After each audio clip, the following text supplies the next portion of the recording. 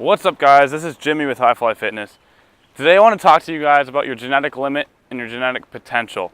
One of the common misconceptions about the genetic limit is that you can actually reach it. Now, the reason why this is a misconception is because I like to think about the genetic limit as a horizontal asymptote that you would never actually reach, but you're always attempting to get there.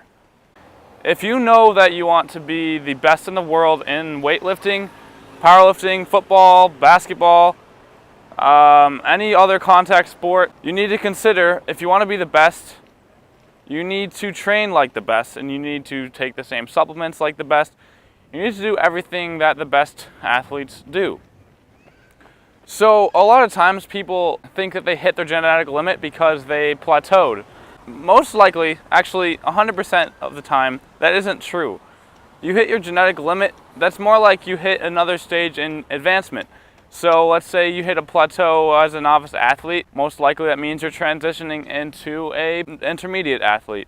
If you hit a plateau after making progress weekly, and you stop making progress weekly, maybe you're transitioning into to be an advanced athlete. What really kind of grinds my gears here is that you're never going to get to a point where you can't do anything to better your results. Johnny Candido made a status about this, about if you think that there's nothing that you can do with your training, your nutrition, your sleep, your approach, your motivation, your environment to better your results, then you're most likely dying. And that's really a strong reaction to the concept. But you really are. I mean, if you truly believe that you can't do anything to better your results in the gym and in life, you're regressing and you're dying. I've touched on this on my other videos, but it's a terrible mindset to have, especially if you want to stay natural your entire life. If you want to stay natural your entire life, there's always something that you can do to get to that elite level. Only maybe 0.1% of the population in any sport that you are involved in are actually at the elite level of training. And even at that level, most likely, if they're at the elite level, they're using some sort of performance enhancing drug, and that's not always the case, and I don't want you to think that's the case. Though it's so rare to be an elite athlete that most likely they are doing something else to better themselves.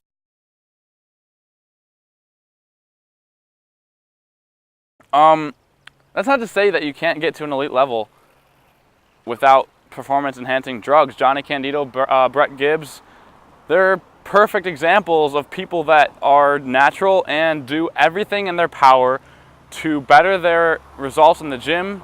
They have probably perfect programming. I know Johnny Candido has a great program on his website for the intermediate athlete, even the novice athlete. And he understands programming so that he can do every single change and alteration to his program to give himself some better results. I don't know exactly what Brett Gibbs does, but I'm going to guess that he has a coach. He surrounds himself with people that will allow him to better himself. His environment is very positive. Everybody that he surrounds himself with is encouraging. And that can play a huge role on its own, let alone training and nutrition. Your environment plays such a high role on your results. It's almost, people like to forget that. And just for me, going to this powerlifting gym, I've talked about this plenty of times, but the fact that I'm surrounded by other people that are so successful in the industry, so successful in the gym, when I go, they love to see me improve, they love to see themselves improve, they love progress. That there is one thing that most people just refuse to do. They just simply accept the environment which they live in, and that forces them to stay on a different level. If they change their environment, they can boost their level up to here, and that is going to translate into enormous gains.